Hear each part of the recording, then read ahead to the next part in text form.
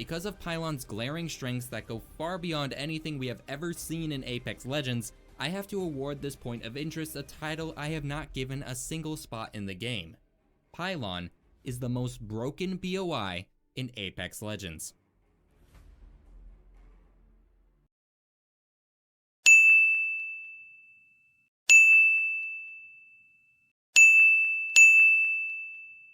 Okay, fine. I'll talk about Lightning Rod. Hi, I'm MooreOver, and I am here to help break down the world of competitive Apex. In my previous video, I proclaimed that Pylon is the most broken POI in Apex Legends, and you guys were quick to mention another location on Stormpoint that you believe to be better than Pylon. A place that, due to the recent Season 19 changes, stands in contention for the best point of interest in the entire game. But unlike Pylon, this POI sits at the top not because of excessive loot and weaker POIs around it. Rather, this POI has something that no other POI has ever had, one that breaks the rules that Apex Legends stands on. Today, we're going to look into this POI and find out why it went from good to unbeatable. Today, let's find out how Lightning Rod breaks the rules in Apex Legends.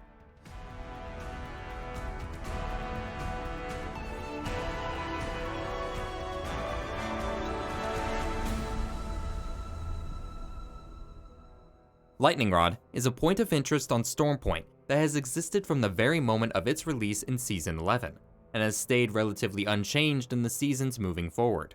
It features high-tier loot, and an abundance of it for a full squad to be fully geared leaving it. Though its rotations were notably hindered by the presence of Thunderwatch and High Point on the south and west respectively. But not by a considerable margin, since both Thunderwatch and High Point featured fast-rotating teams often landing there. Lightning Rod also has a completely open no-name path to the far east, that teams landing there would have priority access to for southern rotations. That was really all there was to say about Lightning Rod. It was a good POI with slow looting times and rotations, but good viability to play edge from. It wasn't considered the best by any means, but it was favored by a handful of teams. So what changed? The first major change to Lightning Rod came in Season 13. With a new map update to Stormpoint adding in a brand new option for teams looking to upgrade their gear. IMC Armories, a special location where teams can complete the trial inside for upgraded loot and Evo shield damage. The loot inside of these armories was also personalized to the player, meaning you could get guaranteed upgrades to your attachments, backpacks, and knockdown shields. 4 separate IMC armories were placed in the 4 different quadrants of the map, and these armories changed how teams played at different POIs. Northpad and fish farms could favor a harder edge playstyle thanks to the armory's proximity to them, while the no-name location called Bean became a viable landing spot for teams that wanted the armory. Lightning Rod shared the same change in playstyle as fish farms and Northpad, with an IMC armory that only Lightning Rod could reliably take. This addition of an armory paired nicely with an emerging growth in the hard edge playstyle during Year 2 of ALGS. New, more aggressive teams needed POIs where they could be completely geared and take any fight they want, and only one edge POI had a near uncontested armory for itself. Lightning Rod's position in Apex Legends changed drastically after the shift in the meta. No longer was it just another edge POI. Lightning Rod became the edge POI for aggressive fighting teams. And that is where Lightning Rod sat for a majority of ALGS and Apex as a whole for well over the past year. Teams looking to play hard edge would land at Lightning Rod, take the armory, and craft before finding the fights they want to take on Stormpoint. Teams such as Furia and Alliance made Lightning Rod their staple POIs, and the location itself became a staple for the most fight-heavy squads to be landing on. If you're a zone team with little overall gear, you never wanted to run into Lightning Rod on the rotation. So Lightning Rod is one of, if not the best edge POIs in the game. Okay, makes sense.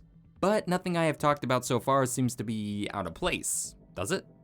The armory was intentionally added there, and Lightning Rod always had high-tier loot. This was all intended, and no rules were broken making it the way it was. So what changed?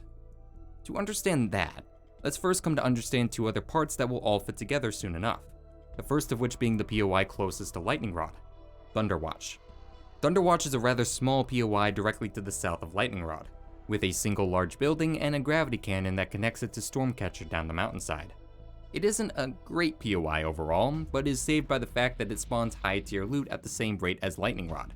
Teams landing at Thunderwatch were often those looking to loot quickly and move to zone, as the POI offered fast rotations as long as they got away from the Lightning Rod team before they finish their looting time. This was aided by the second part we have to understand: beacons. Beacons are the 3 assets that spawn in different places for every game: the replicators, the survey beacons, and the map consoles, each offering a powerful assist to any team that is lucky to spawn with them. A replicator allows you to upgrade your armors, craft batteries and attachments, or even just ammo in a pinch. A survey beacon is a tool only used by recon legends, and gives you the location of all opponents on the map, informing you of where the enemy teams are, and most importantly, where they are not. A map console offers arguably the greatest value of them all. Only used by controller legends, map consoles will tell you where the next ring location will be, giving teams the chance to better guess where the ring will end.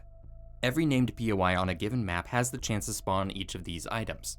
On Stormpoint, 9 replicators will spawn, and 12 of both survey beacons and map consoles. So you have a 50% chance of getting a replicator, and a 66% chance of getting the beacons on any given named POI. Except Command Center, but that's a topic for another video. Thunderwatch and Lightning Rod both have spawn points for each of the 3 beacons, so both of the teams landing in those POIs have solid chances of getting one of these useful tools. Lightning Rod in particular could benefit from Thunderwatch getting additional beacons or crafter, as they can use them on their rotate after the Thunderwatch team leaves.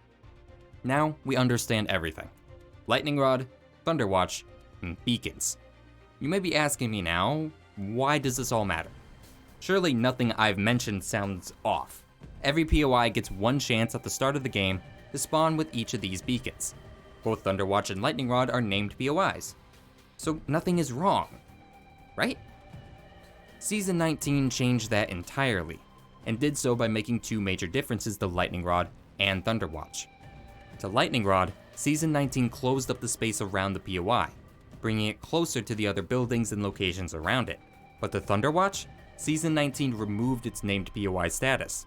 Thunderwatch and Lightning Rod became a single POI underneath the Lightning Rod banner. But by merging the 2 POIs, Season 19 broke the rules of how every map in Apex Legends worked.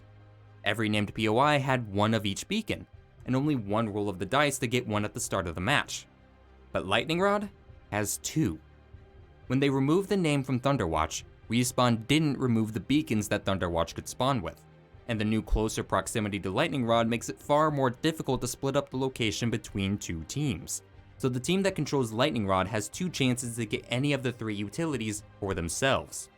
Any one beacon has a 66% chance of spawning on Stormpoint, and only Lightning Rod gets to roll that chance twice.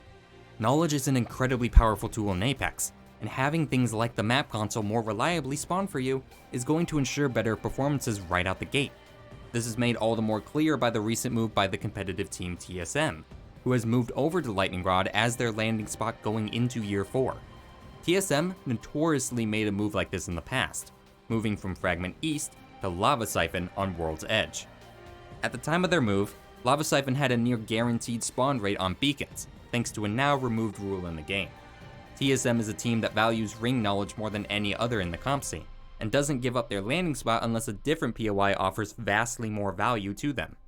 The move to Lightning Rod is clear proof that the double spawn chance of beacons is far more valuable than anything else in a competitive match. So valuable that TSM is willing to give up Wall, the POI they won 2 lands landing at, including the Year 3 championship, all to get the beacon reliability that only Lightning Rod can offer them. This benefit of 2 rolls doesn't only help the team landing at Lightning Rod either. It can also hinder other teams when they get double the beacons. There's a limited number of beacons that can spawn during any given match, and if Lightning Rod gets 2 of the same beacon in a game, that's 1 other team that doesn't have a map console, or a replicator, or a survey beacon, tools that could be critical to their performance, while Lightning Rod gets 2 of them. This is all on top of the fact that Lightning Rod was already a really good POI, and while Season 19 did remove the IMC armories as a nerf to Lightning Rod, the new benefits it gained far outweigh what the armories originally offered. I said that Pylon was the most broken POI in Apex Legends, but it doesn't hold the title of best POI in the game. Pylon fails to be the best because it still follows the rules of Apex map design. Only one POI in the game breaks the very rules that Apex Legends stands on, and threatens to be the most influential location Stormpoint has ever seen, all because of a simple beacon. Lightning Rod breaks the rules, and because of that, it is the best POI in Apex Legends. Thank you for watching. I would like to thank Riz and Rose for their help in gathering the blank map footage used in today's video, as well as JHawk for helping me learn the beacon information discussed in this video. Links to them in the description. I'd like to take a moment to thank my supporters here on YouTube, Persuk, Astral Snow, The Big Mufa, and Kalu for their continued support of the content I produce. If you like what I do and want to see more of it, you can become a supporter here on YouTube and be recognized for it at the end of these videos. As always, if there are any parts of Apex Competitive you'd like to see broken down next, let me know in the comments. Otherwise, this has been MooreOver. Have a lovely day.